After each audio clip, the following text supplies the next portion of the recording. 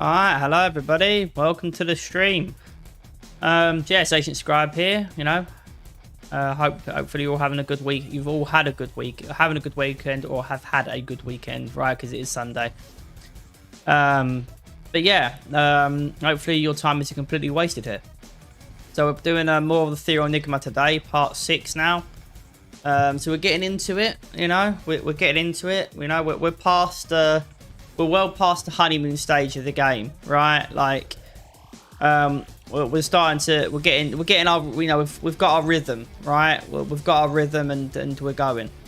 So yeah, let's get into it. I've talked about yesterday. I think I've talked about stuff. What, Thursday? I think it was on the fighting stream, and then obviously yesterday. So there's nothing really to update you all on anything, right? Like there's nothing to go on about. So for those who are wondering, like, you know, about, you know, why I didn't do any like weekday streams for like 2 weeks, you know, like I've covered it in the previous stream, and the one before that, which was Ethereal Enigma Part 5. And then before that one was Mortal Talkbat, whatever one it was. The most recent Mortal Talkbat, the last week's Mortal Talkbat, this week's Mortal Talkbat, the only one I did this week.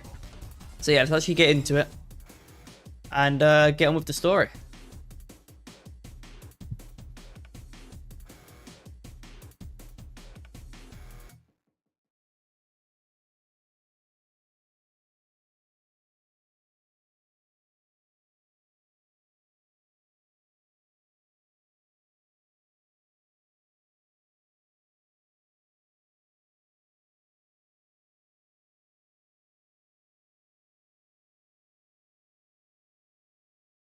Now there's no turning back. I know that we'll face whatever may come our way, 'cause tomorrow's a new day.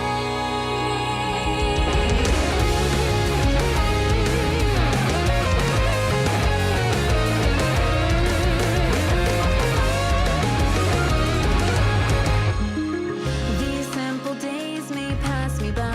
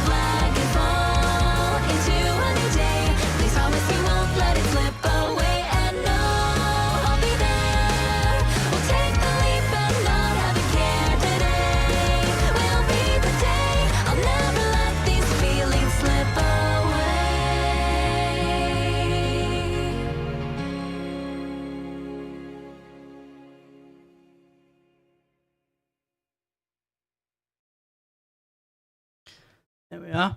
I love intros like that. I love that this has got an intro because it sets the tone. It sets the tone, which is really nice. Sorry if I'm not feeling like super energetic. I'm like feeling a bit today, but we're here. We're doing it.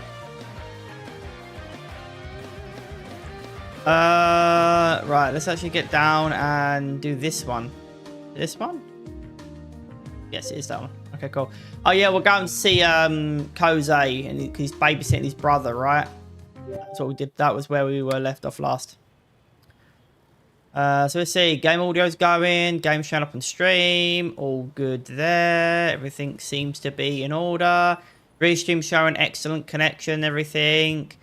YouTube showing excellent everything. Twitch is being Twitch. One minute it's good and stable, next minute it isn't, even though I've got it set to 6,000, which is what's recommended for the resolution I'm streaming at. So, whatever. Let's get on with it. Actually, let me move that up because I can't see. There we go. When I reach... Well, I can see, but I want to be able to see the OBS stuff. When I reach his house, I ring the bell, but I don't hear a sound. Maybe it's just quiet. I wait a few minutes, but nobody comes to the door. I guess it's broken. I knock instead and immediately hear footsteps inside. A moment later, Kose opens the door, a squirming baby in his arms. Oh god, hey, Kose, what have you done? What have you done, mate? Oh, how the mighty have fallen. He wanted a woman, he wanted to get a woman and he did. Now he's stuck with the kid. Oh, dark times. Dark times. Thanks. Hi. He's 1 year, right? 1 year old and he can speak as good as that. Alright. Haruto giggles and waves a chubby hand. Hey, Haruto. You're getting big. Hi. Oh, right. He doesn't exactly have the broadest vocabulary. Oh, so I was surprised that he was able to speak a word as clearly and clearly and articulately as he is, but turns out he can only just say one word. That's why he's so good at saying it. It's only one syllable as well. Teach him my name. Hi, babies are awkward. I'll just reply back. I'll eye for an eye. Meet him at his own game. Two can play at this. Yeah, exactly. Two can play this game. Hi. Hi. Hi. Hi. Please, stop. One of you. I narrow my eyes at Haruto. I could go all night. He blinks. Hi. My mind went to... I'm going to move on. I don't know why, man. Obviously not in regards to, you know, yeah. Let's just move on before I make a joke I regret and cross the line. I can cross the line I can't get back from. Kose glares at me and warns him. Don't do it, man. I take a deep breath. I'm warning you. Hi. Kose pushes me towards the door. That's it. Time out for you. No, wait. It was a joke. Naruto laughs loudly and claps his hands. Not you two. I thought we had something special. Oh god, the dialogue gets worse. I know it's just tongue-in-cheek and it's supposed to be innocent, right? We just haven't, it's a little joke, right? Innocent little, back and forth with the kid, but my mind's fucked, man. My mind's scuffed.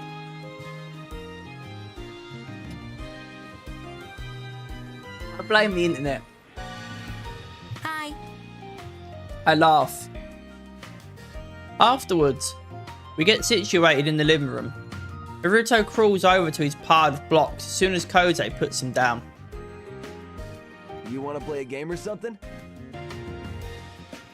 Yeah, I actually bought the newest Fantasy Final game because I know you wanted to check it out. Thanks, man. Kose's face lights up before he looks sheepish. But I only have the playing station 3, so we can't play it. Phew, really? I'm sorry. I thought you said you got the PlayStation 4 now that the price dropped. I'll tell you, the PlayStation 4 now that the price dropped. Not yet. I know I said I was going to, but... He trails off, a little uncomfortable. It's cool. We can play something else. Jose nods and rifles through his games. What do you want to play now? How about some Behemoth Hunter? Sure. While Jose sets everything up, we hear a voice call for him in the hallway. Kosei! A moment later, his sister, Risa, pops through the hallway. She wears a pair of faded sweatpants and an oversized t-shirt. Her hair is pulled up into an uneven, messy knot on the top of her head, and thick glasses hide her eyes. Hey, Kosei, have you seen? Suddenly, she freezes like a deer in headlights, her eyes widening behind her glasses. Hey, Risa. Her face turns bright red. With a scream, she darts out of the room, her footsteps thudding up the stairs. Alright. I mean, I know I'm not exactly a 10, but Jesus. Way to put a guy down. Jose and I blink at each other. Even Haruto looks up in confusion. What was that about? Is she okay? He shrugs. Who knows? She's always been a weirdo. Middle schoolers, am I right? You're only a year older than her. We all literally went to the same school last year. Yeah, but I'm a high schooler now. It's different. Anyway, less talking, more playing. Jose tosses me a controller before settling into the couch. We boot up the game and select our characters. Once we start playing, Haruto returns to his toys, smashing a square block into a round hole. Silence settles into the room as Jose and I concentrate. Quick mashing of buttons is the only sound, occasionally interrupted by Haruto's babbling. We've now reached the boss level and tensions are high. Jose sits up, twisting his controller as he tries to get his character to dodge out of the line of fire. A character is right beside him. Come on, jump! The boss charges his power up. This isn't good. I'll save you, buddy. Save myself. I'll save him. I'll be a bro. I've got you, fam. I charge up my own attack and aim it at the boss. There's no chance I'll survive. But if Jose does, we can still reach the next level. Pushing a button, I strike. The game pings as the boss takes damage. But I'm a second too late and he still unleashes his power up.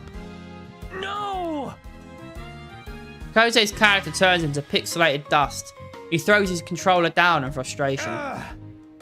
Man, this boss sucks! I know. Sucks? I pause. Slowly, we stare at Haruto. We've been so absorbed within the... we've been so absorbed with the game that we'd forgotten he was there.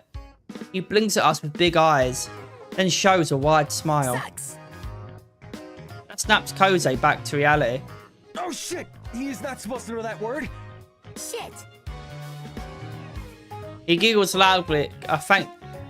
My mind is so warped, man, and so scuffed because of the internet, right? I mean, it's not entirely the internet's fault, right? But my mind's so scuffed thanks in part to the internet, right? I don't think the internet should take all the blame, right? Because I could have turned away, right? I could have turned away. But mine's so scuffed. When he said sucks, I'm like, oh no, please don't say we're gonna go there. I had to fight against my fucking mind and the dark humor in my head, you know, and push past that, right? And I feel like I was successfully doing that, right? Or at least awkwardly successfully doing it. Or successfully doing it, but it was awkward to me, right? And then he says that, and I'm like, oh no. And thank God it wasn't that. I was like, oh god, is the game gonna go there? I just awkwardly pushed past not going there, right? Because even, I mean, you know, yeah, it's dark humor, but it's also, you know, it's also fucked up humor. I don't want to, like I said, I don't want to cross that line and then not be able to come back from it. But now I thought the game was about to go, and I'm like, oh no, but thankfully it didn't. Thank God. He giggles loudly at Jose's shocked face. Oh no, he's extra not supposed to know that word. Shit. No, don't say that. Haruto clapped his hands together in delight as Jose scoops his little brother up and puts him on his lap. You heard me wrong. I said shoot, okay? Can you say shoot? Shit. No, shoot. Try again. Shoot. Shit. Naruto scratches his little face. Shit. Kose sighs. Teach him another word. No, don't go back to sucks. Don't go back to sucks. Please, no.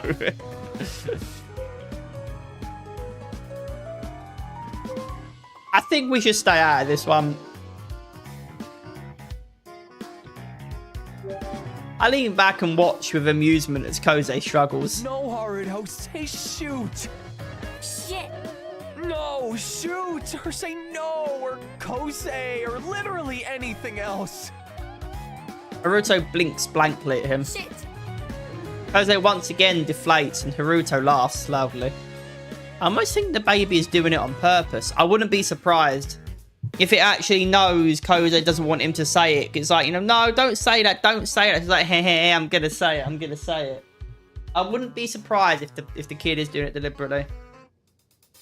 I feel like this is a clippable moment, but I feel I've also left it too long to clip it. I'd have to stitch it together and nah. A sing-song voice echoes down the hall. Kose. A moment later, Risa re-enters the room. This time, her hair falls in loose, delicate curls down her back. Her glasses have been removed and her face is fresh with natural-looking makeup. Tugs gently on the cute summer dress she's changed into. Risa deliberately shifts her gaze to me and giggles shyly. Oh my gosh, Kose, you didn't tell me your friend was here? So she saw me with her glasses on and her like casual look, right? Because I don't have to look pretty, I don't have to look good for anybody. Sees me and is like, oh shit, oh shit, oh shit. Maybe I should say that as a compliment because at least she actually, you know, thinks I'm a catch. I'm sure if I told Mina this, she'd be like, oh, you know that ever actually happened, cuz you're so funny. Can't stand it. You saw me earlier. Oh, you're so funny. Risa giggles again while Kose furrows his brows. Risa, why are y'all dressed up? Are you going out? She erupts into more giggles, still locking eye contact with me. Risa shifts slightly, subtly showing off her dress. Why does she keep staring at me when she's talking to Kose?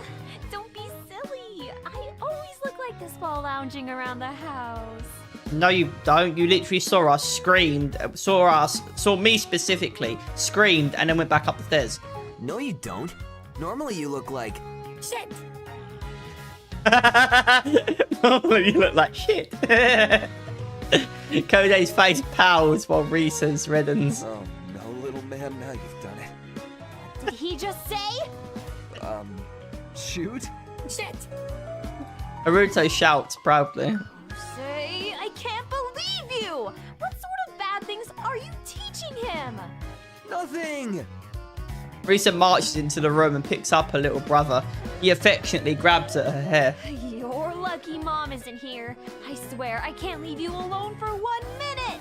Why does she always put you in charge? Dropping her coy act, Risa storms out of the room, still muttering to herself. Kose and I have a moment of silence. Well, this sucks. I disagree, man. That kid's got comedic chops. You know, usually you look like shit. The kid's got comedic chops, man. You got to give him some credit, man. Give that kid a high five. Not too hard because it'll, you know, snap his little wrist, but you know, just enough. And you know, give him a slap on the wrist, man. That deserves a high five. Yeah. With a sigh, he pushes himself to his feet, and I follow suit. It looks like you've got a situation you need to handle, so I'm gonna go head back. That might be for the best. Thanks for understanding. He walks me to the door and we say our goodbyes. I turn back to him as I leave. Good luck, my friend. Thanks. I'll need it. Looks like you're in a load of shit. And walk away. I can't believe my character didn't take the opportunity to be like, yeah, man, good luck. Looks like you're in a lot of shit. I leave the house and begin the journey back home. As I walk, I'm more thankful than ever that I don't have any siblings to take care of. After I return home, I head up to my room. I decide to get a head start on some homework. After a few hours, I'm finally finished. I yawn and scrub a hand down my face, and then glance at the time. Wow, it's 10 PM already? How did it get so late? My stomach growls. After all that, I deserve a midnight snack. I make my way downstairs. Something pink flickers in the corner of my eye. I turn to find Mina sitting alone at the kitchen table.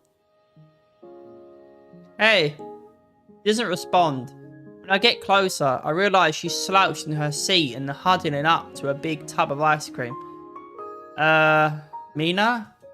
She wipes her eyes and hiccups. What? Oh, it's like see, this scene takes me back to the scene with your sister in Ace Academy. Like, I remember it, she was sitting on the swings, I think, in a park, and she was really sad, and I can't remember why. I think it's to do with your mum and dad. Now, by the way, I've got an entire playthrough of Ace Academy on my YouTube channel. Played it from start to finish. So, I can't remember what one it is, but I might have made it the thumbnail, because it was like, you know, a pivotal moment, you know, an iconic moment in the game. But I recommend watching the whole playthrough, or even playing the game for yourself. It's a really good game. And it takes me back to that moment. It's not as I don't think it's as impactful or as powerful, but it reminds me of that moment. Her voice is miserable and stuffy. She scoops out a large glob of ice cream and stuffs it in her mouth. What are you doing? Nothing. She sniffles. Okay. This is clearly something. What is going on? I frown. Do you want to talk about it? No. Right. Well... Mina groans and throws her head back. Never going to get a boyfriend. Ah. All that cocky facade was for nothing, huh? Patronising me and putting me down all the time. Turns out all this time you're projecting. Shocker. I'm not going to say that. I blink. What? She shovels down another large spoonful. You heard me. I'm going to be alone forever. I don't know about that. I mean, you're a pain in the ass, but you know, I mean, look, you know, when you get older, you know, there's a thing called alcohol. You know, it can turn a 4 into a 6. You know, it's fine. I'm so confused. What brought this on? Seriously, this is all super random. Instead of answering, she just starts blubbering. You see? You didn't even deny it. She slumps deeper in her chair, all her grace gone. Yeah, had grace? Don't worry, you got a boyfriend. You're not the only one single. Eating ice cream's unhealthy for you. Oh, see, this is the opportunity, man, where I get to... I've laid into her before, right? But she's really feeling her ways about it, right? But what's going to annoy me is if I'm there for her in this time, right? She's feeling really down and vulnerable, right? And I'm there for her. She's just going to fucking flip a switch and go back to normal the next day, putting me down, right? But this is a really tough moment for her, right? And whilst I could be a huge piece of shit... Right.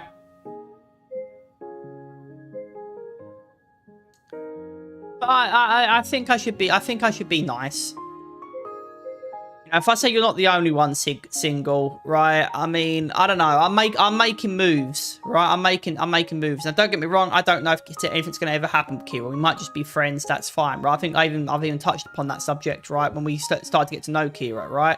Nothing may ever come of it, right? If we're just friends, fine. If it's something more, great. But you know, I'm gonna leave the door open for it, right? Although if nothing happens, fine. But to say, don't worry, you'll get a boyfriend. I feel like maybe that's wrong because she's like, you know, she's clearly got it in her head. No, what do you mean? You're just saying that, right? But if I say you're not the only one single, you know, you're not alone in this. I'm struggling too. You know, like you're not suffering alone. You don't have to suffer in silence, right? It's easier when someone else is going through the same thing you're going through, right? You can empathize, right? You're not alone. other people are struggling just like you're struggling, right? Unity, right?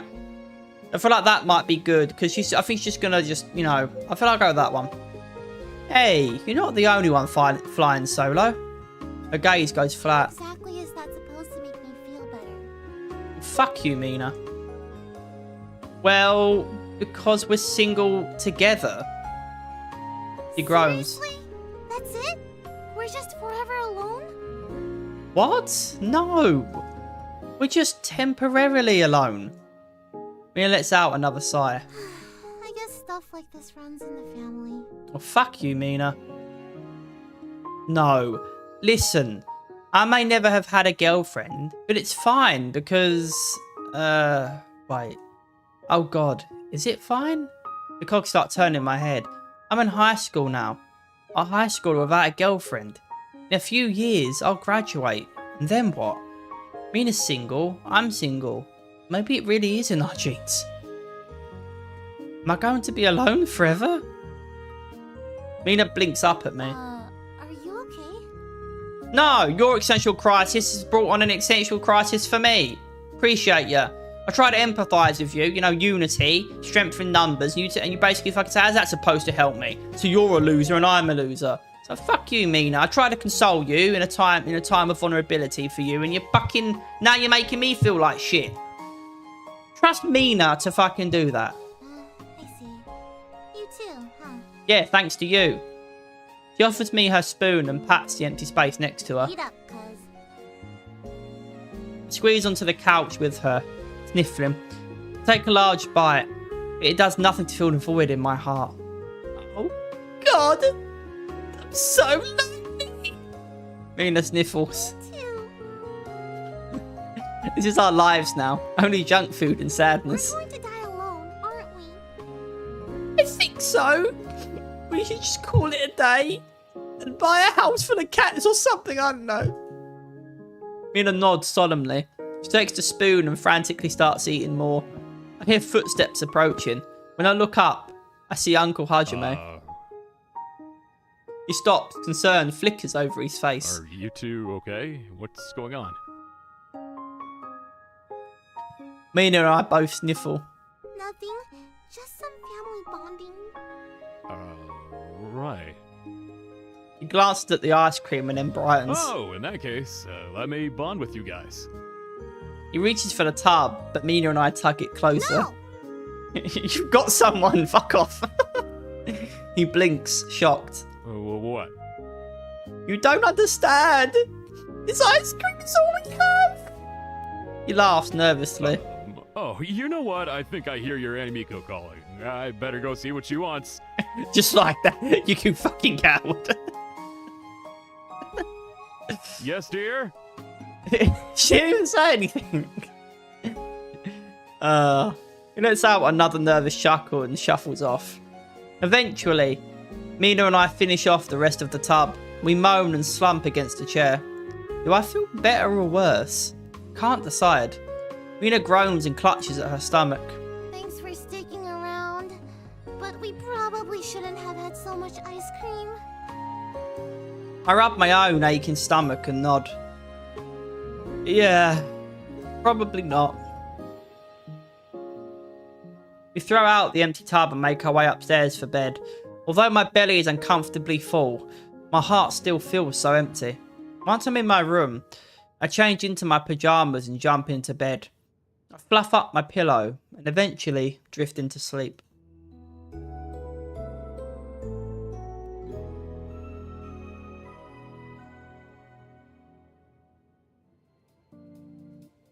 I wake up to the sunlight streaming through my windows. Finally, the weekend is here. A day of complete freedom. I even got to sleep in a little. I get ready for the day and head downstairs for breakfast. My aunt, uncle, Mina, and Erin are already eating. Good morning, sleepyhead. Good morning. I'm glad we got to see you. We're just about to head over to the bakery. Yes, we don't see nearly enough of you kids these days. We've all been so busy, haven't we? I grabbed some food for myself and joined them at the table. Yeah, Guess we've all had a lot going on. We should do something as a family. I've been missing everyone. I know. Why don't we have a movie night tonight? It's been too long since our last one. Oh, that sounds perfect. That sounds boring. Yeah, I love movie night. Count me in. Marilyn, you should join us too. He smiles. I'd be honored. Is there anything special I should prepare for this movie night? Nope, it's just all of us spending time together to watch a movie. That sounds delightful. Thank you for the invitation. You're welcome. Wonderful. Then we'll close the bakery early tonight. Ah, I'm so excited. Me too. I'm looking forward to it myself. Movie nights with mum and dad were always funny too. We should have another one the next time they're home. Aunt Amika and Uncle Hajime soon head over to the bakery while the rest of us finish up breakfast. After clean-up, Mina and Ellen return to their rooms to get ready for the day. I return to my own. Other than movie night tonight, I have no plans. Maybe I should see if someone is free to hang out. Hey! Another one with Kira. Woo. More progress, people. Progress. Of course, we've got to go with Kira. I don't know how Koze's dealing with his little brother, but we'll ask him another time. I was going to check out the VR at Kira's place today. Oh, really? Today's that day? Good thing I didn't choose to see Koze then. After getting ready, I leave the house. It's a bit of a walk from my place to Kira's, but the weather is warm and mild, making it a pleasant trip. The closer I get, the larger and fancier the surrounding houses look. Her home is in the really nice part of town. Even though her family doesn't live with her, it seems they still want her to be comfortable. She lives a little closer than I thought and I arrive early. Hopefully Kira doesn't mind. I stop in front of the address she gave me. A fancy black luxury car is parked out front. Am I at the right house? I didn't think Kira had a car. As I double check the address, the front door opens and I see Kira holding the door for an older man and woman. They're dressed in very tasteful, upscale clothes. Those must be her parents, although Kira doesn't look much like them. I didn't know her parents would be here. Maybe I should leave? I don't know how they'd react to their daughter having a strange boy over. Kira spots me before I can go. Oh, you're early. The parents turn around and look me over. Hello, young man. Hi, sorry, is this a bad time? Not at all. We were just leaving. Ah, is this a friend of yours, Kira? Yes, he's a classmate from school. We have a school project together. Hi, I'm Holy. It's nice to meet you, Mr. and Mrs. Igarashi. Pleasure's all ours. He extends a hand, which I take. He grips my hand firmly before releasing. Somehow, this introduction feels more like a business transaction than a real conversation. Mrs. Igarashi looks from me to Kira and back to me again. Were you two going to remain in the house together? This is what I was worried about. Get the story straight. Don't let them house block me. Don't make a big deal out of it. I mean, we don't know. I don't know what I am to Kira. We're just friends. We're just shooting the shit, right? If something comes of it, great. But if all we are is friends, then that's fine too. Yes, yes. But I didn't know that you were visiting. I could always come back another time so you can spend time with your daughter. Mrs. Igarashi shakes his head. So Mr. Igarashi shakes his head. No need. We only stopped by for a quick minute. Yes. We're passing through on our way to a prior engagement and needed to pick something up. Kira remains quiet as she walks her parents to their car. It's nice that Kira has a friend. We don't normally hear about any of them. Sorry that we aren't able to stay longer. Perhaps next time we can give you a proper welcome. Oh, it's no problem. I'm still confused by how relaxed her parents are about the situation. Strange boy staying in an empty house with their daughter, alone and unsupervised. If anything, they almost seem relieved to see me. Goodbye, Kira. Goodbye. Have fun with your little friend. I will. Little? I'll show her how little. Oh, man. Yeah, one day these jokes are going to get me in trouble. They really are. They start the ignition and drive away, leaving Kira and I standing in the driveway. Your parents seem like they were in a rush to catch a flight or something. No, they're always like that. Her voice sounds tight, even though her face remains a neutral mask. She turns to me. Do you want to come in? Sure. She abruptly turns and leads me into the house. I follow her into the living room and sit on the broad couch. The house feels very spacious and sleek. Although she has the newest electronics and high-end furniture, it lacks the feeling of coziness that a home brings. Okay, is it just me, or does this look like the apartment place from Ace Academy? Obviously, if you ain't played Ace Academy, you won't get where I'm coming from. I know two who have played or watched my playthrough of it, this, I don't know if this doesn't look, maybe it isn't the same, but it looks very familiar. I wonder if we'll run into the uncle from like Ace Academy or something. That would be cool. Of course. It reminds me of a model house rather than a home that's lived in. Did I read the newest one? I don't know, I'll just read that one again anyway.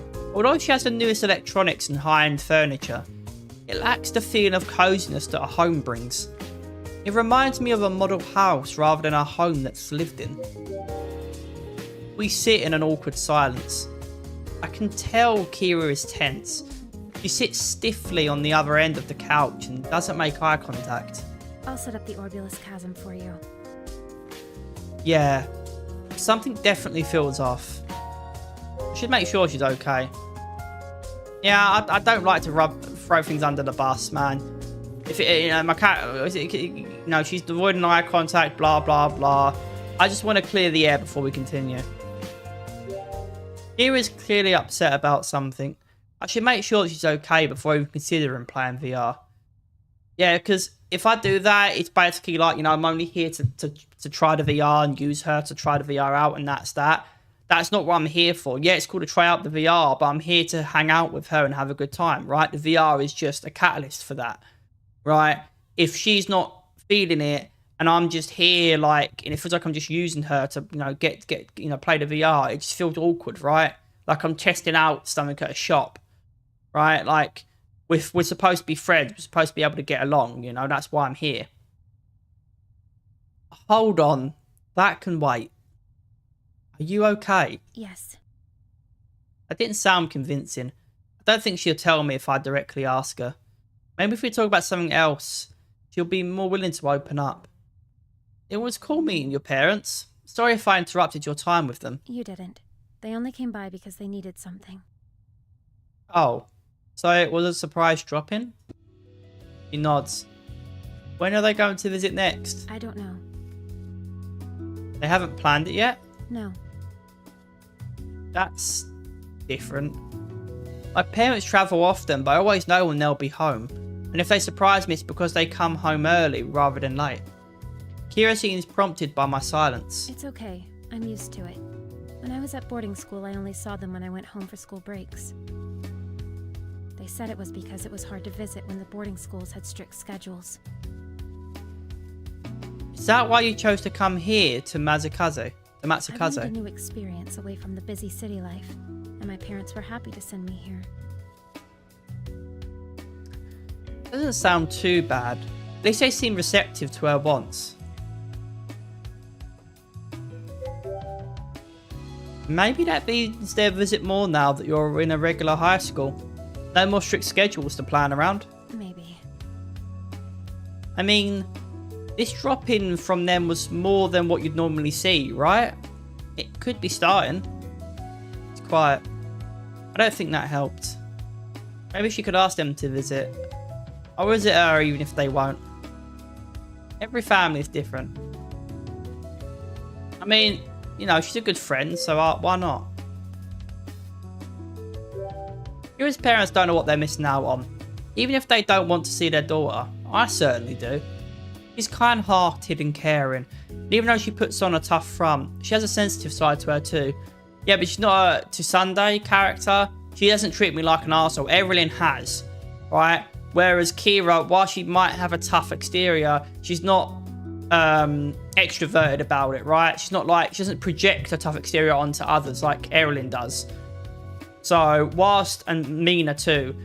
So whilst you know, Kira is very like closed off, she doesn't project her insecurities or her, you know, whatever onto other people like Erin does, which makes her more likable. Well, that's their loss. He blinks. What? Even if they don't want to visit you, I still do. You do? Yeah, I have a lot of fun when I'm with you. He offers me a fragile smile. Thanks. Kira still doesn't seem completely herself. I wonder what else I can try to cheer her up. What does Kira like? Suddenly, an idea pops into my head. Hey Kira, can I borrow your kitchen? Back in a second.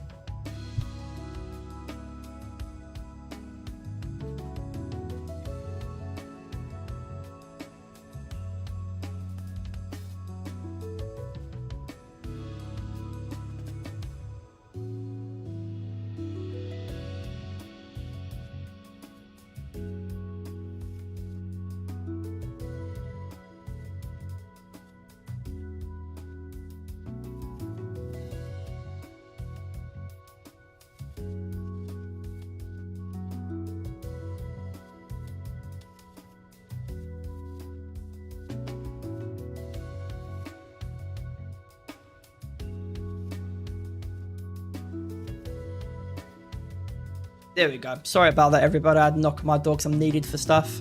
Don't get me wrong. I'm gonna finish my stream first and then go. It's not super urgent. Plus, it is a Sunday. Well, it is urgent, but it's not like super urgent. And it is a Sunday, so you know nothing can be done, even if something does come of it. So, obviously, I'm not gonna go into too detail. I'm streaming, but yeah, I can do that. I can do that in a bit. Hey Kira, can I borrow your kitchen? Huh? She looks completely confused. I bet no one's asked her that before. I mean, is it okay if I use your kitchen? I just need to make something real quick. Oh, I guess so. She leads me into the kitchen. As with the living room, her kitchen is full of expensive state-of-the-art gadgets. Aha! She has a milk frother. A smile grows on my face. Thanks, Kira. What should I do? You can sit down, I'll just be a moment. Kira looks skeptical. I know this sounds sketchy, but don't worry. I won't be putting your expensive toaster under my shirt. I think I see a smile. Okay. He goes back to the other room. Good, some privacy. Now I can steal shit. Kira's really happy when we were in the cafe with Hello Kitten desserts. There's no way I can whip up a cake here. But I could probably recreate that latte. I mean, how hard can it be? After brewing the coffee, I used a milk frother and hoped for the best. A few minutes later, I'm holding a fresh, steaming latte and bring it to the living room. Carefully, I place it in front of Kira. Ta-da! Oh, this is another one. You made a latte? Yes, but look at what's in... Sorry, yes, but look at what's in the latte. Kira squints to get a better look. What is it? It's Hello Kitten. Her eyes widen and her mouth gapes in a little O. I can see why she's confused. The beautiful Hello Kitten I wanted to make looks like a little more like a frothy, lumpy cloud. But it's the thought that counts, right? Suddenly, Kira covers her mouth with her hand as she breaks out into giggles. They're light and delicate like bubbles. I'm sorry, but Hello Kitten? She giggles again. But I wasn't expecting that reaction at all. I catch myself smiling. Her laugh is gentle and sweet. As she calms down, pink blush dusts her face. I'm sorry. Got her to laugh. Were you laughing at my masterpiece? Excuse me? Are you trying to tell me that I didn't look like... Sorry. Excuse me? But are you trying to tell me that didn't look like Hello Kitten? Her blush deepens. That's a good attempt.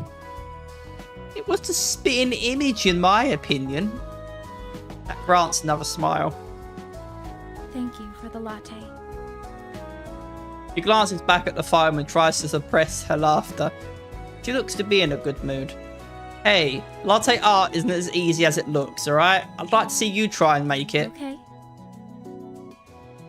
We return to the kitchen. Kira puts down the coffee cup and heads over to the machine. I wait, curious to see the result. In a moment, she turns around and presents me with a steaming latte. The foam is neat, and even over the coffee, I can immediately tell that it's the shape of a cat. I stand by what I said. Latte art is difficult, but clearly you have a natural talent for it. Such an unfair advantage. He giggles. It helps that I normally draw.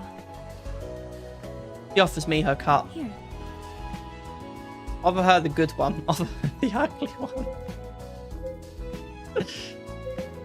No, she gets. I get. She. Yeah, no, she made it from. I made her one. She made me one. I shake my head and reach for the latte I made. You should drink it. I made the ugly one, so I should drink that one. No. She thrusts her coffee into my hands and takes the ugly one for herself. This one is mine.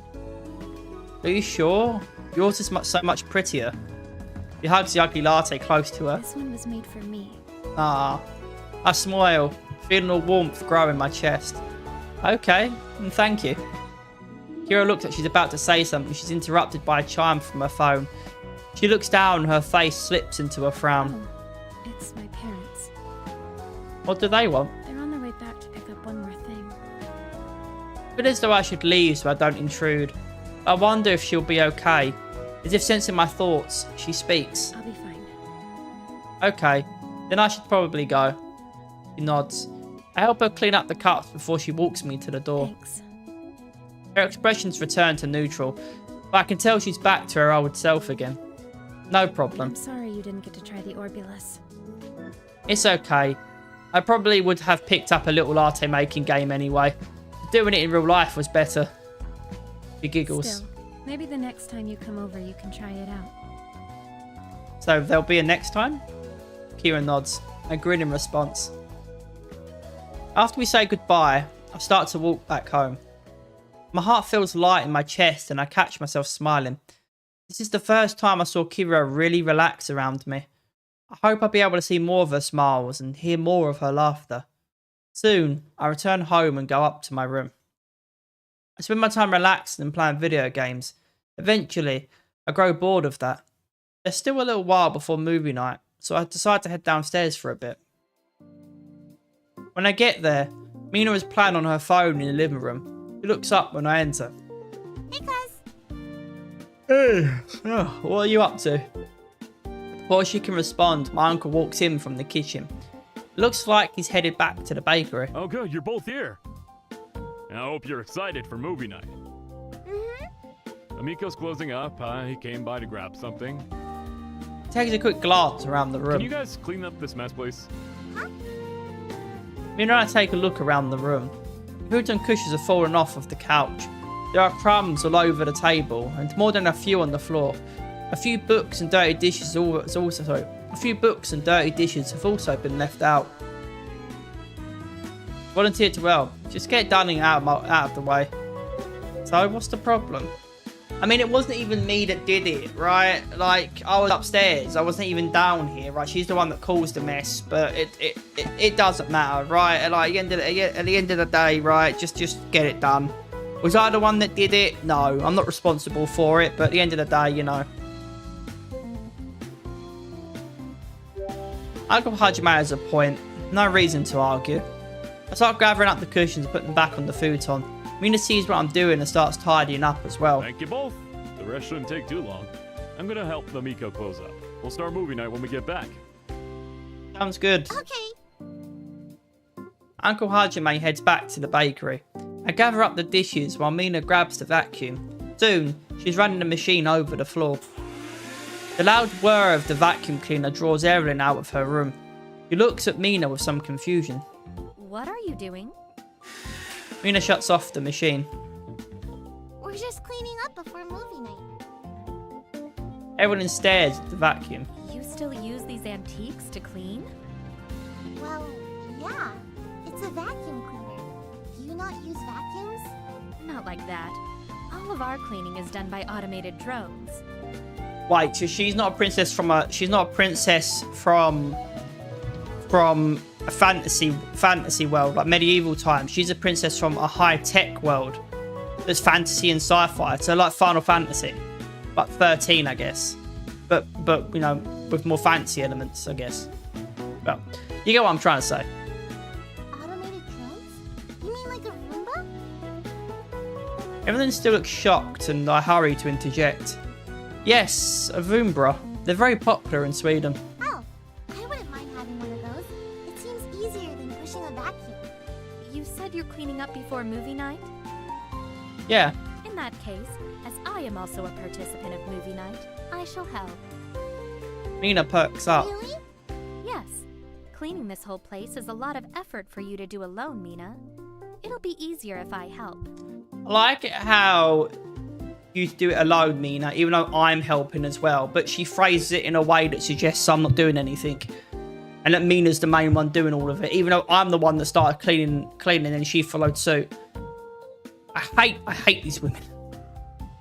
I'm helping too. Evelyn glances at me, looking for a moment as if she'd forgotten I was there. All the more reason Mina will need my help. Fuck you, Evelyn. See, this is what I mean. I'm the one that I wasn't even responsible for all of this mess. I was up in my room, right? Mina's probably the one that caused all of this mess. But instead of arguing, I just get to it and start cleaning, right? Mina starts cleaning after me. But then Evelyn phrases it in a way that Mina's the one doing it all, right? And I'm just kind of just standing there, right? Because you use the word, you do it all alone, Mina, right? And then when I'm like, no, I'm helping too, you know. Okay, let's get started. She grabs the How vacuum. do your cleaning machines work?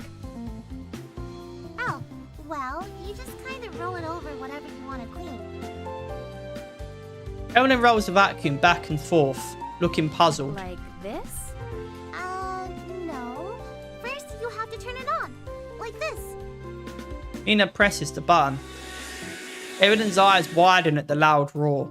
She jumps back like a startled puppy. Why is it so loud? Is it having some kind of meltdown? What? No. It's always like that. Now run it over whatever you need to clean. Like this? She carefully pushes it back and forth over the carpet. Yes, exactly. Satisfied that Mina and Evelyn have things handled for the moment, I resume picking things up. As soon as I turn my back, I hear Mina shouting. No, not like that. Yeah, and I'm the one not doing shit. Yeah, Mina needs all the help because she's the one totally doing all the work, you know. It's not like we're both handling it. This is why I know I go on about this a lot, right, through my playthrough of this game. But this is exactly why I don't invest into Evelyn. She's such an unlikable fucking character to me. She's so fucking unlikable. You know, other people might have invested into her, right? But not me, man. Nah, fuck that noise. The entire time that I've known her, she has done nothing but being absolute shit towards me. Right? And yeah, you could argue, well, you've never made an effort to be good to her. No, but I've also never treated her the way she treats me. Well, no, maybe I have, but only as a result of her treating me like crap. Right? Fire begets fire, so to speak, right? But every time I do something or help out or do something positive or good, it always gets shot down by her or Mina even, you know? Kira, shot me down once when she was with obviously Evelyn, but that was partly my fault, right? She thought I would have told Evelyn, kept her in the loop, right? But she also could have told Evelyn that she knows. So, she could have taken that initiative and spoke to Evelyn, alone. But she also thought that I would probably tell Evelyn, given the fact that, I was already working on it before Kira. But, so Kira was justified to an extent in her viewpoint. But Evelyn, nah. Oh, I hate these two characters so much. Mina didn't even defend me. I turn around and see Evelyn trying to roll the vacuum over the coffee table. She freezes at me in the shout. What? Not on the table. to run it over whatever I need to clean.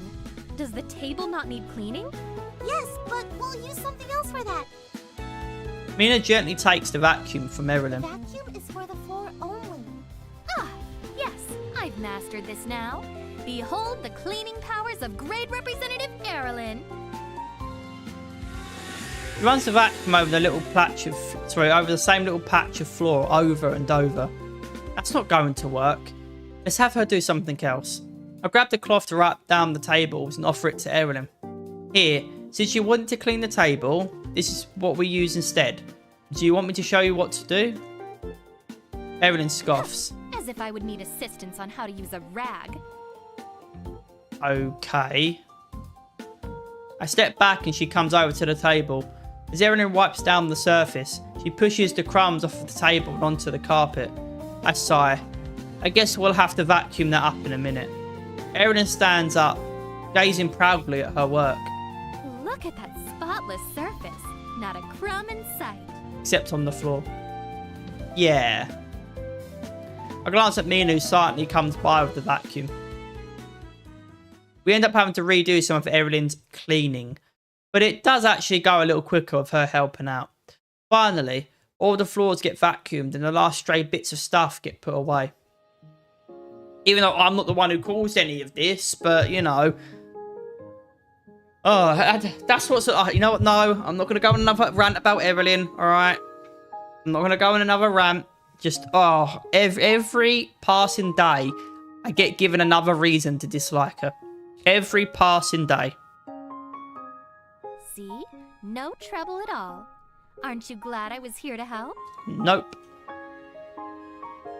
What was the part where you were helping?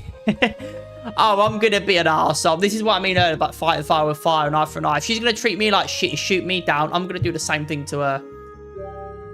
Help? You put the vacuum cleaner on the table. It got it clean, didn't it? Yeah. But only because we had to clean it again the proper way. She waves a hand dismissively. Details. Yeah, thank you for your help, Erilyn. It was a lot quicker with you helping out. You're welcome, Mina. I was happy to assist. I'm going to go make some popcorn before Mom and Dad come back. Good idea. Mina heads towards the kitchen and she's out of view. Erilyn collapses on the couch. Well, I'm just glad that's out of the way. It'd be a bother to have to do that again. Yeah, it certainly would. Huh? That was just routine cleaning. We'll have to do it again in a week or so. Her eyes widen. You have to clean that often? Well, me, because I mean, I don't know if I mentioned it on the stream, but I've been dealing with bloody carpet bugs in my room, despite not having a carpet and changing my bed sheets regularly.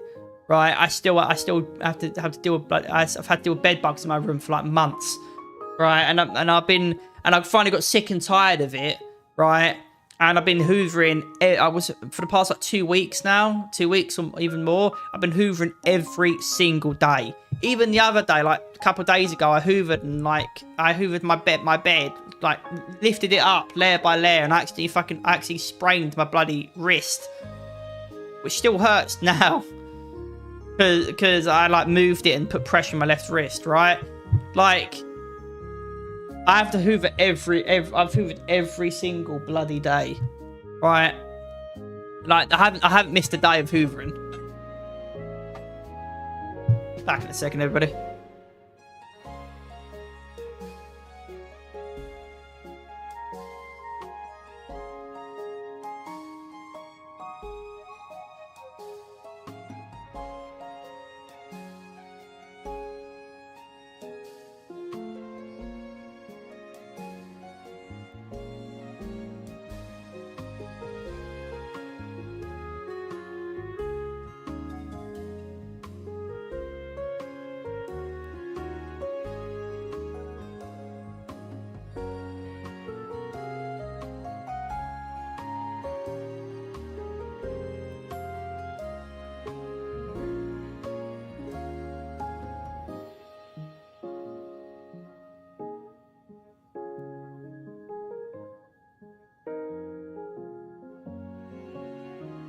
Sorry about it, everybody. I had to quickly address something. Oh my god. I hate my family. I really do, with a bloody passion. I hate this family and I hate my own family. As it is in games, such it is in life. So yeah. You have to clean that often? Yeah. How exhausting! I didn't think cleaning would be such a difficult task, but after tidying just one room, I'm tired and could use a rest. Oh, poor you, Dudums. Oh. We normally don't just clean one room either. We clean all of them. She glances up at me. Don't you ever get bored or frustrated having to clean so often? Yeah, of course I do. But we all use the same space, so everyone pitches in with cleaning. When we all work together, it's not so bad. Like today, we finished up our chores pretty quickly. Everyone's quiet for a moment. Perhaps I haven't fully appreciated just how much effort goes into little things like this. I'm sure Erilyn's never had to think about cleaning or chores in her life. She said the palace has drones to handle all of that for her. The next time you have to do chores, please let me know. As someone who also lives here, albeit temporarily, it would only be right for me to pitch in. Thanks, Erilyn. She smiles. You're welcome. Oh my god, she actually says something nice. Oh my god, to me, of all people? Holy shit. I'm sure Uncle Hajime and Aunt Amiko will be back soon. We should get ready for movie night. Erilyn nods. Right on cue, Uncle Hajime returns with Aunt Amiko. Hello, everyone! We're back! We're back. Uncle Hajime surveys the room. This place looks great. Aunt Amiko nods. It does! Are we ready for movie night? Mina returns to the living room, carrying a big bowl of popcorn. Yes! Yay, movies! He puts the popcorn down on the table and Uncle Hajime grabs the drinks. I turn on the TV while everyone settles onto the couch. Did we ever decide on what we're watching? Just pick something with pangos. They're all good. Don't know what the fuck that is. What's a pango? Just the most adorable thing ever. They're like these big squishy balls of love and joy. Look, I can show you a picture of one on my phone. Evelyn leans in to look at Mina's phone. You're right. They are adorable. What do we have streaming this month? I grab the remote and start scrolling through the selections on Netflix. The Pango Vengers, Pango Cemetery, The Princess Pories, Pango Wars, Harry Pango and the Wizard's Poi, Mission Impossible, The Lion Pango.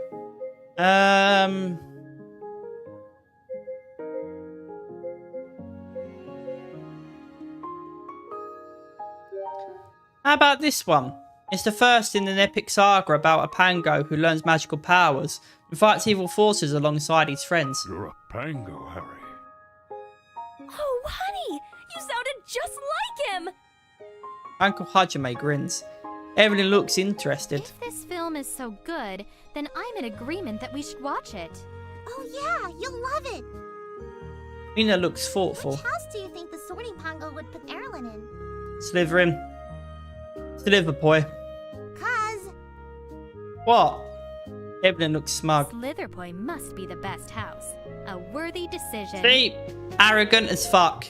Very Sliverboy. Okay, maybe I see it. See? There we go, Mina. Instantly fucking gets defensive. But then it's like, oh, actually, you know what? You may have a point. Yeah, exactly, Mina. Shut the fuck up. I select our film of choice and squeeze onto the couch during the opening title. Evelyn is confused by a few cultural references, but seems to enjoy herself anyway. She laughs along with the rest of us and is on edge of her seat for the edge of her seat for the tense moments. Finally, the movie comes to an end. Aunt Amiko sighs contentedly. That was really fun. I'm so happy we were able to do this again. Me too. We'll have to plan another one soon. Uncle Hajime stifles a yawn. But for now, I think it's time for bed. I'm not tired. Mina yawns widely as she speaks. I don't think she's fooling anyone. As we scoot off the couch, Erin faces us. Thank you very much for letting me join your family this evening. You're very welcome, sweetie. Did you? Then you'll have to join us for the next one, too. Whoopsie. You're very welcome, sweetie. Did you have a good time? Oh, that's a bit. That's didn't have the rest of the dialogue there.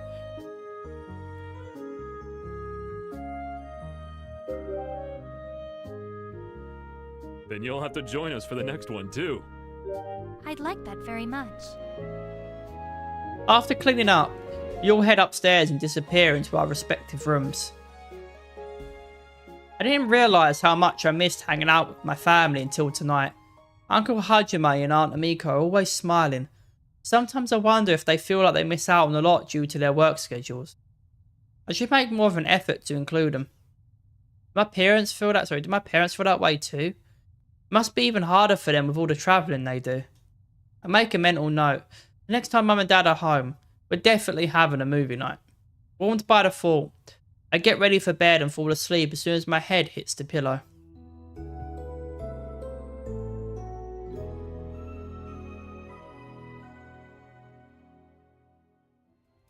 The next morning, I wake up feeling refreshed. Jose and Kira will be coming over today to work on our class project. I better get a move on. I throw on some clothes and head downstairs. It's no surprise to see Mina and Erilyn already awake and sitting at the table. Morning, cuz. She glances at the clock. Or good afternoon is more like it. I check the time. There's still 15 minutes before it's noon. Still counts. I find some leftover bread from the bakery and split it in half. I never understand how Mina is still a morning person on the weekends. You may wish to hurry as we have company coming over. I stuff the rest of my bread in my mouth. As if on cue, the doorbell rings. I cross to the front door and swing it open, revealing a grinning Kose. Kira stands next to him. Hey guys, come on in. I step aside and shut the door behind them. They slip off their shoes and follow me into the kitchen. Mina beams as soon as they walk in. Hi, guys. Hey, Kira nods. We all gather around the table. There's a moment of awkward silence. Nobody's really sure who should start talking. Finally, Mina speaks. So, the project. Miss Sato gave us a lot of freedom with our presentation. If we can do anything to present, what should we do? Some sort of creative art thing. Skit. Regular presentation with a slideshow. I think having a visual appeal would be good. A skit could be good as well, but I think something creative would make it more fun. something creative. Like what? I don't know. We could add art to the presentation. Evelyn doesn't look too sure. Wouldn't it be easier to just go up there and talk about it? Why go through the effort of finding imagery? Because some people don't just like reading. Like me, I play visual novels, right? And some people like a visual bit of flair, you know, so they have something to to go off of, to be able to see, to visualize it, right? It's nicer and more appeasing to the eye, I guess. We can always do both. I suppose so.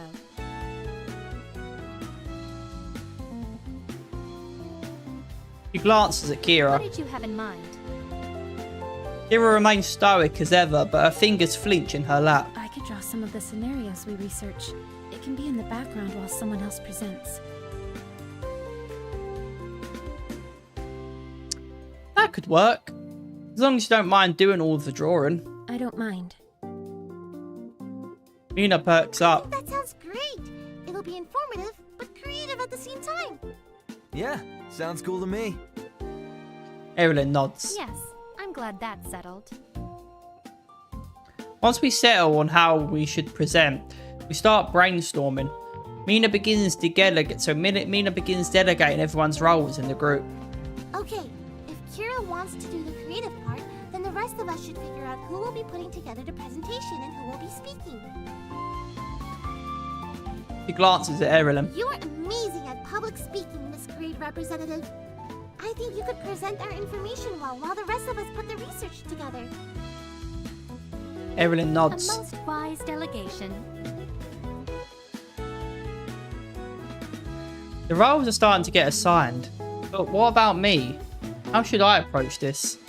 The supportive partner, the leader, the bare minimum partner. I mean, look, alright, whether I do the bare minimum or not, I'm still going to get treated by Mina and Erilyn as if I'm not doing anything. Right? Like, I didn't do shit. And I really can't be asked to cause confrontation of trying to go for the leader role, nor would I want it either, right? So, I think I'm going to go for the supportive partner. Group projects are a team effort. I want to make sure I give this my best. Let me know what you guys need me to do. Mina nods. Since we're splitting the research, how about you start with looking up our current regime? Okay. I crack open a book and begin taking notes. The rest of our time on the project seems to go by smoothly. I think we'll actually make a pretty good team. When we take a break, Mina clears her throat.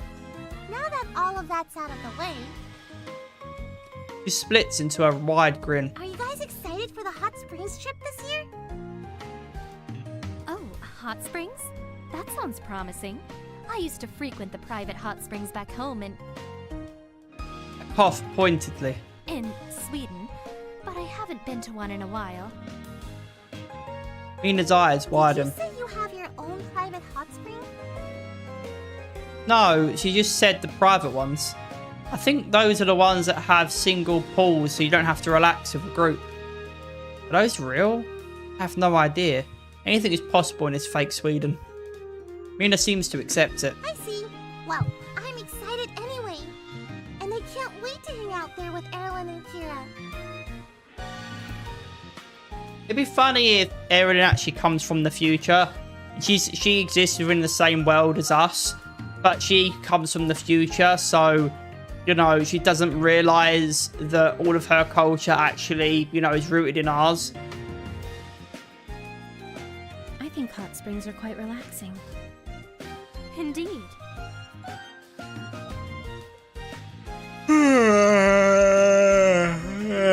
God damn it. Seems like Kira's looking forward to it too. The only person who has been strangely quiet is Koze. What about you, Koze? Are you excited? Nah, not really. What? Why not? It Drugs. just doesn't seem that cool, to be honest. What are you talking about? I thought you loved the hot springs. Yeah, we're going to be staying in cabins and everything. There will be campfires and hiking. How's that uncool? It doesn't matter. I'm not going anyway. Mina blinks, surprised. Why not? I just don't have time for it. But it's a school trip, so it's happening during school. Yeah, but it's overnight and I can't get the time off work. I get the feeling there's more to this than he's letting on. Before Mina can argue, Koze checks the time and then clears his throat. Speaking of which, sorry guys, but I have to go to work. She pauses, then nods. Aw, okay. Do you know what you have to work on for the project? Yep, I'll email it over tonight. He stands up and brushes himself off, then waves goodbye. See you guys later. The girls wave. I'll walk you out. Make our way to the front door, out of earshot of the others. So, are you really not going to the hot springs? Yeah, I'm really not going. That's a bummer. Jose's my best friend. I won't be the same without him there. I bet if you tell your manager that it's a school trip for school, they'll let you have the time off. Jose's face Dude, changes. that's not the reason. I thought you said it was. He falls silent. Work is really important to him. I know he works so hard to help out his mum, who's raising him and his siblings on her own. Think back to how his entire wardrobe out of school was out of date. Now the doorbell was broken the last time I visited. When I think of it that way, all the pieces suddenly fall into place. Oh. This is really unfair. Jose deserves to go on this trip. He puts on a brave face. Don't worry. There'll always be next time. I'll see you around, okay? Turns to go, but an idea suddenly lights up in my head. Hey, wait a second. He stopped as I shuffled my wallet out of my pocket. Oh, man. Ignoring his protests, I hand him the money. No, really, it's fine. Shakes his I'm head. serious. I can't accept something like that. Jose is resolute in his decision. He doesn't want to feel like a charity case. He still has his pride, and I'm one of the few people who knows his family situation. What are you talking about? I'm not giving you the money. This is a loan. A loan? Yeah, and just like a loan, I expect it to be paid back. So take it. That seems to change something in him. Still looks uncertain, but he finally accepts. Wow. You must have worked a lot of overtime during this kind of money. Yeah, but it's okay. I'll be getting it all back anyway, with interest. Uh-oh. What'd I get myself into? Jose finally smiles. He nods, looking more like his old self again, and clasps a hand on my shoulder. Thank you. I'm stumbling over the goddamn words. Anything for my best friend. Bring it in, buddy. Most of the time it is cool for a good old-fashioned bro hug. Come here, man. Blinks. What? I throw my arms around him so hard he coughs. Ah, yes. This is the power of true friendship. He laughs and claps me hard on the back. Okay, I think that's enough hugs for now. He's right. The power of friendship is just too strong sometimes. I pull away. Jose glances at the time again. Okay, now I really gotta get going if I don't want to be late for work. I don't need you breaking my kneecaps if I don't pay this back in time. Alright, I'll see you later. Bye. He smiles as he walks out of the door, shutting it softly behind him. When I get back to the kitchen, only Kira and Erin are at the table. Erin lets out a groan. She slumps forward in her chair and cups her cheek in her palm. What a long day. I can't believe how exhausting that was. We got a lot of work done. I know, but why do I have to do work on this project when I'm going home in a month? There are so many other things I'd rather do with my time. Pull up a chair and sit down. Because while you're here, you've got to act normal. I can act normal without doing homework. Maybe this Sweden doesn't do homework. They do. Everyone does homework. I understand. I blink at Kira. You do? Homework can be a pain. Evelyn smirks and says, "Oh, fuck you, Evelyn." There, even Kira agrees. When I was back in Velvet... Doesn't agree. She just said she can see how homework can be a pain. She can understand why you're frustrated. She never said she agrees. She stops. Her eyes suddenly growing wide. Why did you stop? Kira knows you're not from this world, remember? Kira shakes her head. Yeah, you do. You know Evelyn's from Velden. Kira's gaze flicks to the side. What's going on with you guys? Velden? Ah, Mina heard. Now she's going to be angry that she was kept out of the loop. And somehow it's going to be my fault. Even though if she understood, you know, we kept it under wraps for a reason. Because it's a big thing. We don't want, you know, we don't want too many people being involved, you know. Too many hands in the pot. But somehow it's going to be my fault. You know, because she can't understand why we kept it a secret. It's funny how Evelyn fucking smirked. Like, she wasn't agreeing with you. She just said... I know, like, this big moment just happened, right? And I'm going on a rant about Evelyn being an arsehole again. It's like, she wasn't agreeing with you, Evelyn. She just said that she can understand how homework can be a pain. She never said she agrees with you. My stomach drops. Slowly, I turn around. Mina is staring at me, dumbfounded. Of course she's staring at me. Did you just say Erin is not from this world? It's time Mina knew the truth. Deny it, ignore the question. If I ignore it, she's just going to get angry, right? And it's just going to confuse, and she's just going to get more frustrated and more confused, right? If I deny it, it's like, well, why did you say that? You sound like you meant it, right? And she's not stupid, right? So she's going to know that we're just lying. So let's just tell her the truth. God, this is going to be a pain. There's no point in hiding it now. Mina overheard the truth, and the right thing to do is to admit it. Plus, Evelyn lives in the same house as her. It's only fair that Mina knows who she really is. Yeah, it was only a matter of time before she would have overheard. I mean, unless we always go outside, do the plus work on this project together, right? It was only a matter of time before she it's only a matter of time before she overheard. Before she found out, you know? Yes, I did. Mina glances at Erilyn. Really? Erilyn nods. But how? We don't really know. And why here? We don't know that either. Mina shakes her head. This is all so confusing. Yeah, but it's the truth. You can tell it's the truth, right? Because your instincts will kick in if I lie. And you'll be like, no, that's you're lying. I can tell. Right? Like, it may be confusing, but you can tell it's the truth, right? That's because he's not explaining it correctly. Well, fuck you, Erilyn. Yes, maybe we should start from the beginning. But Erilyn always, every chance she gets, takes a nice, big, meaty shit on me. Fuck you, Erilyn.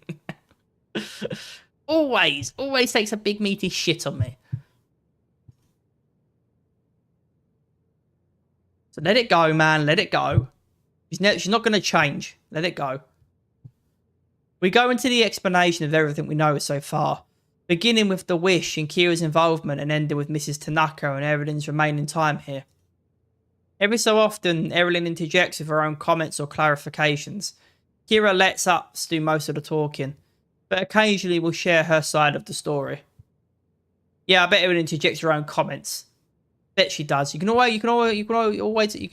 easily imagine what she's saying. Mina listens quietly, her expression changing with each twist and turn in the story. She remains quiet even after we're done. Are you okay, Mina? Slowly, Mina nods. Yeah. Are you sure? She nods again, more confidently this time. Yeah, I am. It's a lot to take in at once, but in a way it kind of explains some things. Well, she's a total bitch. She must be out otherworldly. Actually, no, we have bitches on this world too. Never mind. Like what? I don't know, like some of the stuff Erilyn would say and the explanations would seem off. I scratched my head, trying to remember some of the things I explained away. Was it really that obvious? No, not really. But it was stuff like when Erilyn said they all use automated drones and you said Roombas were all the rage in Sweden. It just all seemed very convenient. I even Googled stuff about Sweden because it seemed like it was just so different there. Wait, really? I didn't expect you to Google it. She looks bashful. I was honestly curious. Erilyn just seemed really confused about some basic things, and I wondered if life in Sweden was really that peculiar. Kira looks intrigued. What did you learn? A lot of stuff, but nothing relevant to what I was looking for. I didn't realise Mina had been wondering about this. I guess sooner or later she would have discovered our secret anyway. It's probably better that she learned of it now. Yeah, that's what I mean. Living together, being in such close proximity to Erilyn, it was only a matter of time. Unless we're being super careful about it, it was only a matter of time before she figured it out and put two and two together, right? So either now or later, she would have found out. Erilyn still looks worried. Mina, are you not upset? Oh, you know what? Let it go, man. Let it go. Okay, I'm just like, wow. She shows concern for Mina, she's even shown, concern for Kira, right? To an extent. But me, zero, none. Absolutely fuck all. I know that's me being narcissistic there, but oh. No, not even close. I'm honestly so relieved. I thought I was going crazy. Soft smile spreads across Erilyn's face. Oh, good. I'm so happy to hear that. But I do have one question. Why didn't you guys just tell me? Oh, here we go. Everyone's gonna turn to me. Oh, yeah, there we go. Fuck you, Erilyn. Fuck yourself. Get fucked. Get Ben. Get fucked. I wasn't sure if you'd even believe it. I mean, people don't just fall out of the sky. I guess that's true. But I'm your cousin.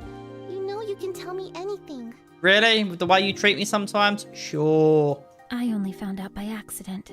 I don't believe it's something that's easily shareable. Thank you, Kira. And fuck you, Erin. Look at her. Look at her. Her face drops. Yeah.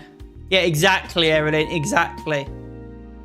Smug look gone now, huh? Smug look gone now. I apologize for keeping it from you, Mina. Yeah, I'm sorry.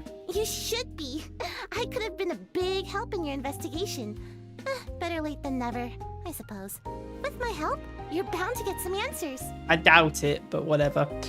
I like how you should be. I bet you any money she's talking directly to me, even though I wasn't the only one involved in this. Oh, man. It just feels like you just get shit on. So I like these games, man, but it just feels like whoever writ this went really, really out of their way to just have you be shit on left, right, and centre. More so than any other game. Like, I feel like with Carrie, like in Ace Academy, maybe Ace Academy and Carrie After Story, that it was like that. Maybe even Crystalline to an extent. But I never felt like it was this. It was ever to this extent. I never felt like it was this bad. Like, your character is just gets shit on so much in this game. Honestly, like, I enjoy the game, but honestly, it kind of makes it unenjoyable for me.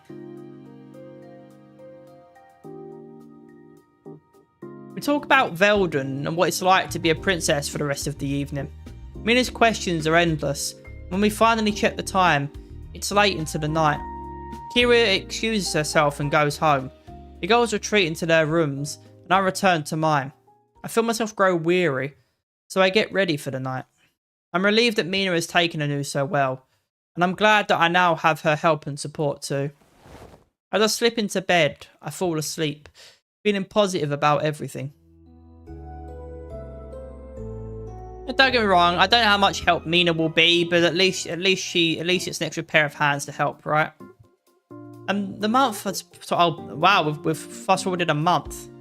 Okay. The past month has flown by. We've been preoccupied with balancing work, school, and the investigation. The bakery's been busier than ever. Business is booming, and my aunt and uncle race to keep up. Erin even offered to help out and is now a regular employee at the bakery. She's somehow able to attract more customers, and my aunt and uncle are thrilled. Well, yeah, because she's pretty and beautiful. They come in to see her. Mina made the swim team and Kose made the soccer team. They're both a force to be reckoned with. Mina broke the record for fastest backstroke within the team, and Kose became the main reserve goalie. That's incredible for a first year. On top of that, it sounds like things have been going well with Kose's job. He's been in a great mood all month. Kira is officially part of the art club now. Spent more time together lately. Doesn't share her artwork very often, but when she does, I'm always excited to see more. Her drawings and paintings keep getting better and better. She even seeks my opinion on certain concepts and styles. She's clearly learning a lot from the club. Erin has spent a lot of time working on student council projects after school. I wasn't sure how seriously she was going to take her duties after the election, but she's done an impressive job so far. As a result, I haven't seen all that much of her over the past few weeks. It's a good thing that she's found something to keep her busy.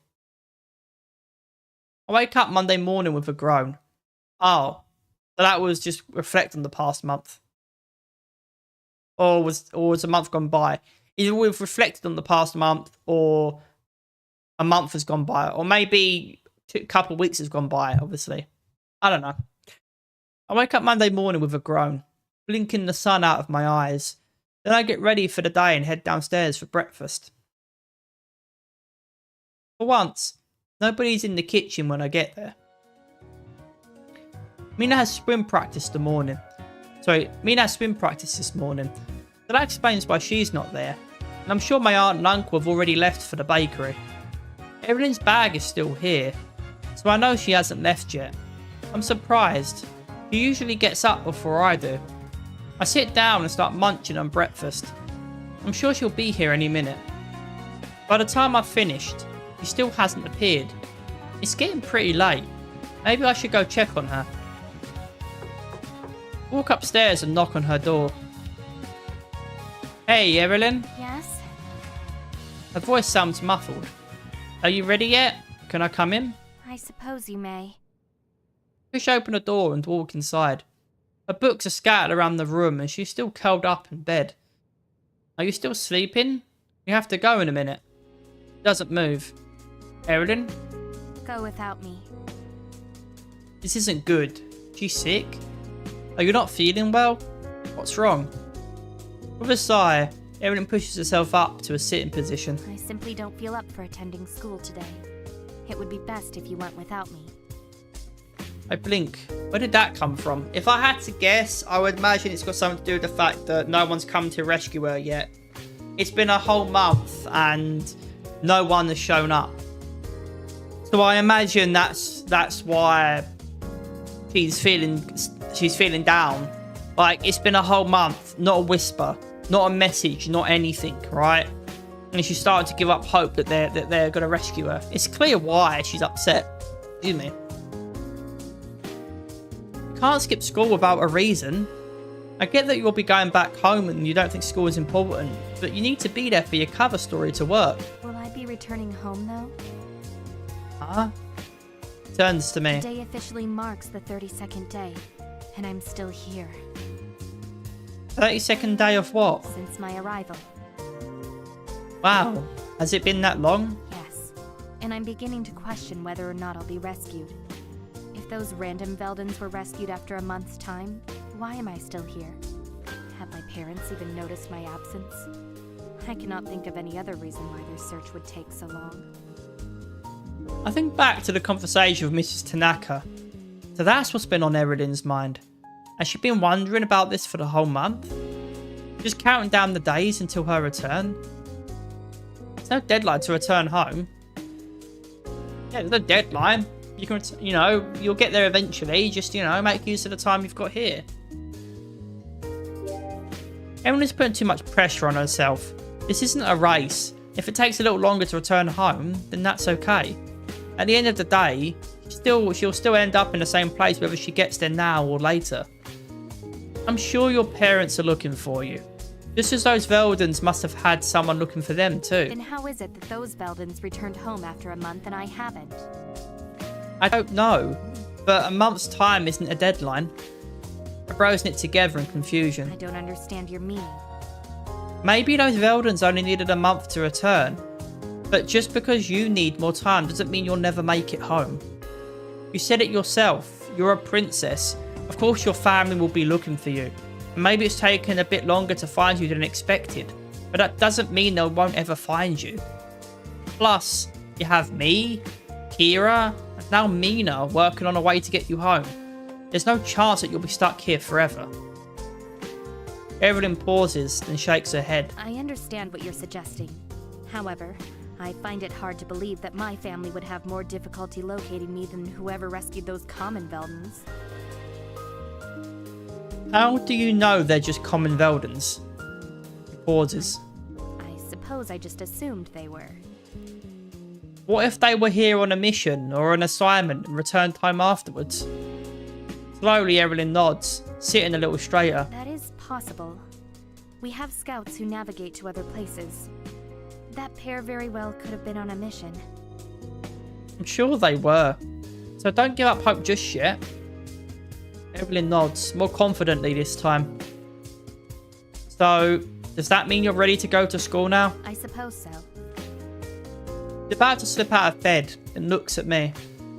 I'll wait for you downstairs. I give her some space to finish getting ready. She meets me downstairs with her hair brushed and her uniform straightened, and the two of us begin our regular trek to school. It's quieter than normal. I'm sure Erin has a lot on her mind, and we're a power walking to get there on time. When we arrive to homeroom, everyone is already in their seats. I nod in greeting. Kira nods back while Mina and Kose shoot me a small wave. Erin and I slide into our desks just as the bell rings. Talk about a close call. All right, class. We have a lot to go over today, so please pay attention. Let us start like normal. As the day goes on, I can tell Erilyn isn't entirely back to herself.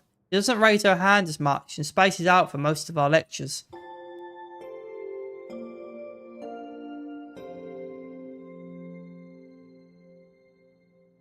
Finally, the bell rings indicating our break. Before we separate off into groups, Mrs. Sato makes another announcement. Enjoy your lunch, class. Don't forget that the hot springs trip is tomorrow. Make sure you arrive to school in time to catch the bus in the morning. The class buzzes with excitement as they leave for the cafeteria, or stick around to eat in class. Mina and Kira cluster around Erilyn, while Kose seeks me out separately. He lowers his voice and hands me an envelope. Here, I owe you this. I peek inside to find the money I'd lent Kose returned to me. Thanks for helping me out, man. With a smile, I accept the envelope. No problem. Hopefully you're not too tired. I know you must have worked a lot for overtime. Sorry, no problem. Hopefully you're not too tired. I know you must have worked a lot of overtime for this. Yeah, but it'll be worth it to go on this trip. That it will, man. That it will. Definitely. You join the girl to catch their conversation. Wow, I can't believe the trip is tomorrow, guys. It's finally happening. I looked up where we're going online. It has very good reviews. Ooh, that's promising. Kose flips his chair around before taking a seat. Oh yeah, it's gonna be so sweet. I'm happy you're going after all, Kosei. Yeah, that was a close one. I'm glad too. As Mina and Kose continue to discuss the trip, Erilyn keeps staring off into space. Kira tilts her head. Erilyn, are you looking forward to the trip? Erilyn blinks as if snapping out of a trance. Oh, yes, I suppose so. That doesn't sound like you're excited. Mina's brows furrow. Yeah. Are you okay? Yes, of course. He forces a smile. This will be an enjoyable trip, so why wouldn't I feel positive about it?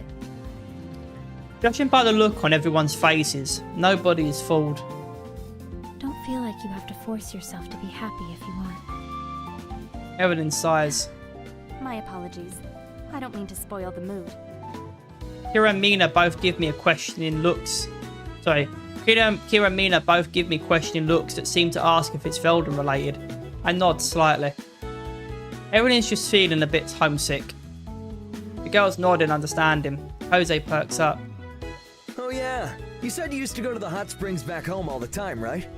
Well, I'm sure your hot springs in Sweden were nice. The ones here are the best. How so? The water is the perfect temperature. Just hot enough to be relaxing, but not so hot to feel scalding. Yeah, that's true. Plus, the cabins we're staying in are both rustic and modern, which means we can feel like we're out in the nature and still have bathrooms. Bathrooms are certainly preferred. There will be a campfire where we can roast marshmallows and tell stories. What sort of stories? Usually ghost stories. Erilyn doesn't look entirely convinced. I feel like I should chime in with something. The landscape's gorgeous. Delicious, delicious food. You'll have fewer responsibilities. The best part of the trip is having more freedom.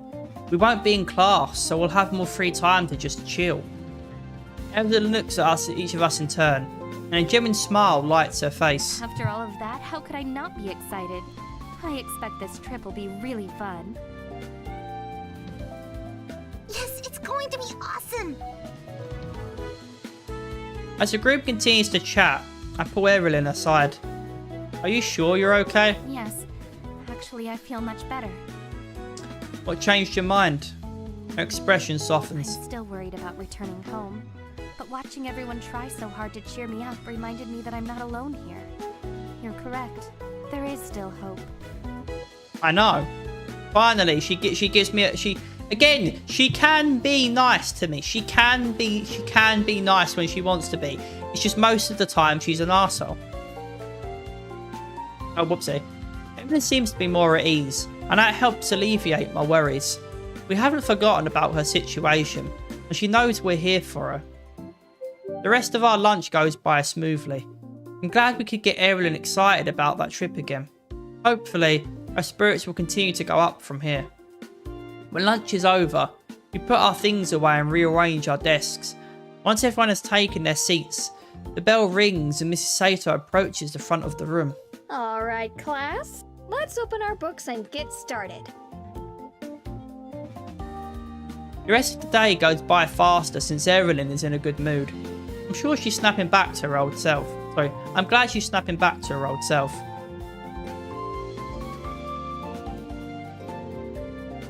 Oh. Finally, the bell rings and everyone shoots to a stand. I gather my things and throw my backpack over my shoulder. Now that I'm free, who should I hang out with? Let's do one. Let's end this day, get to the hot springs, and then we'll go from there. I wonder what Kira's planned today. I glanced around where everyone flies out of the classroom, but she's nowhere in sight. I checked the hall and the art room, but she isn't there either. Maybe she's outside? After weaving in and out of the crowd, I find myself in the quad. A few students are lingering in the grass or hanging out in the benches. Or on the benches. A flash of raven hair waving in the breeze catches my attention. Kira sits on a bench by herself. She's bent over her sketchbook with her brows etched in concentration. Hey Kira. Oh, hello. Mind if I sit next to you? She scoots down to give me room. I slide in next to her and roll my bag off my shoulder. Her fingers twitch around her sketchbook. I make out a vague image of an anime girl. What are you working on? Just sketching some things. Cool. What kind of things? Characters I created. You made them up? That's awesome. She nods and brushes her hair behind her ear. So, who is this girl? I haven't thought about it yet.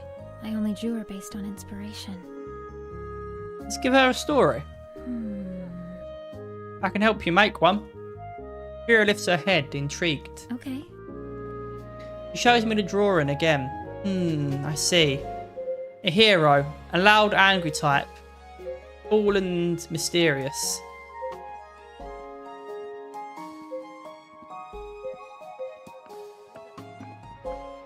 A cute anime girl. Let's go with Evelyn. Someone who is angry on the outside, but warm on the inside. Angry? Yeah. Maybe she'll even call you a pervert all the time and hit you when you're being lewd. Some consider that to be the best waifu. Yeah, and I consider that to be the worst waifu. I'm very much the opposite. I'm very much the opposite. Like, I hate your Sunday characters like that. I don't know how people consider those the best characters, because I personally dislike those type of characters. Those characters are the most dislikable characters to me. That's a very specific taste. Sounds like she's not convinced. Okay, with every good character, there needs to be a cool backstory. She nods. Do you have any ideas? Falls silent and fiddles with her pencil. Maybe she's a noblewoman who wanted more out of her life. She has all these expectations weighed on her, but her dreams have nothing to do with her nobility. That's a good start. What do you think she wants instead? I don't know yet. She wants to be a knight. She wants to use her magical powers to save others. She wants to be a mecha pilot. Oh, Ace Academy! Hey, a throwback to Ace Academy.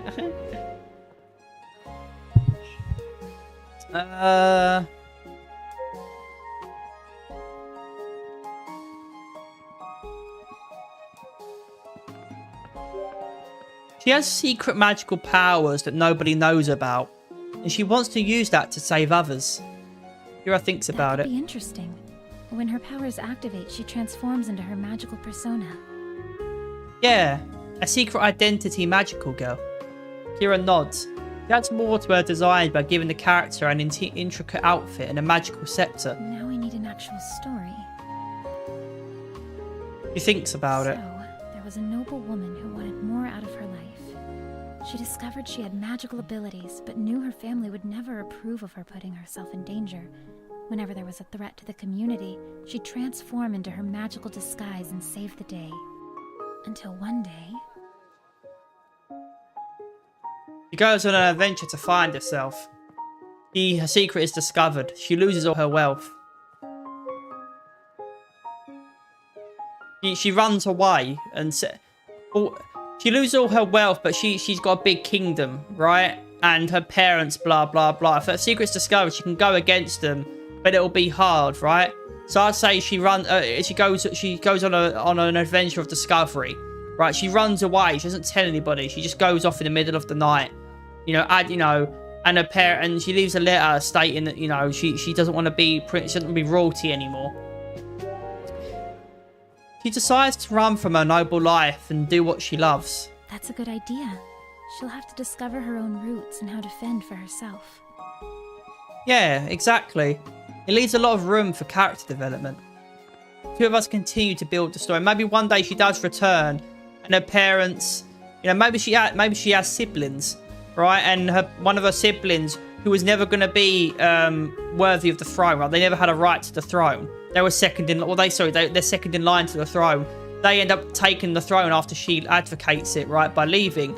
And when she comes back to check on her family, or maybe her family's in danger and she comes back to help them, right, there's this tension because, of her leaving like she did. And, they can't seem to understand her side of things, that she was never going to be accepted as what she is. Her powers make her different, and she can't use her powers because, she's royalty, and, she can't put herself in danger. Plus, her powers are unique, which makes her special and makes her a target, The two of us continue to build the story. By the end, Kira has several sketches of our different scenarios and ideas. Creating this character together was more fun than I anticipated. I can see why you're always sketching characters now. Glances at me. You can? Yeah. It's actually really fun to create stories for people. It really is. Something about her tone makes me pause. You don't normally do this, do you? She shakes her head. Characters, but the majority of them don't get used. What about when you're creating mangas? I come up with the story first. She gently touches her drawing. I like this way more, though. Oh yeah? How come? She feels less one-dimensional. Understanding her motivations gives me a better appreciation of who she is. It's too easy to learn one thing about a person and assume that's who they are. She sounds like she's speaking from experience, but I wouldn't have pegged Kira as a judgmental type. When that happens often enough, everyone begins to seem one-dimensional. I think I understand. Kira must deal with a lot of people who make assumptions about her because of her surname. She acts like it's no big deal, but that must affect her more than she lets on. I wonder if that's why she acts so nonchalant all the time. Sounds like that can be exhausting. Sometimes, but you get used to it. The worst part is how you find yourself doing the same thing they do. I see you for you. You're three-dimensional. You shouldn't have to be used to it. A person isn't defined by any one thing. You're a cool, creative and talented person, and I think everyone should know that. He blinks and smiles softly. Thanks. You suddenly notice how much time has gone by. There are only a few other students lingering in the quad. Kira gently shuts her sketchbook. I should probably get back soon. Yeah, me too. She hesitates. Thank you for building this story with me. Of course. Maybe we could continue it together. It'd be our little project. He offers me a smile. I like that. We say our goodbyes and go our separate ways. I begin the walk to go home. I'm glad we got to bond over something Kira is passionate about. The fact that she was able to open up and brainstorm with me makes me happy. She must really feel comfortable around me. When I get home, head up to my room. I decide to get started on my homework. Thankfully, there isn't much to do tonight. It means I finish up early and can now relax. After putting my books away, I reward myself by playing a few games on my phone. Soon, my eyes start to grow heavy. I set my phone aside and fall into a deep sleep.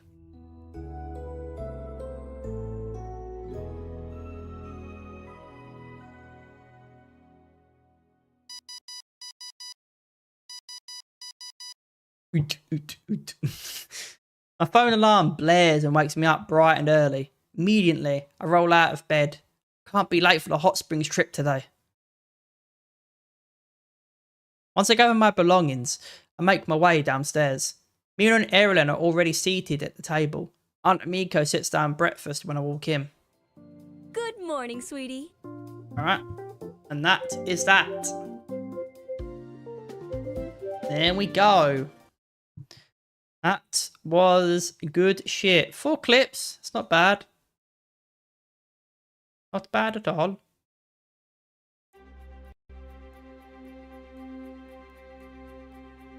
Alright.